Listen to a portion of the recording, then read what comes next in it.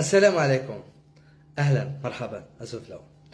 المنتخب الوطني للمحليين يكتفي بالتعادل أمام منتخب غينيا هدف مقابل هدف، يؤجل التأهل إلى الدور القادم لغاية المباراة الأخيرة أمام منتخب النيجر، مباراة هو ملزم بالفوز فيها أمام منافس يبدو بأنه الحلقة الأضعف في هذه المجموعة.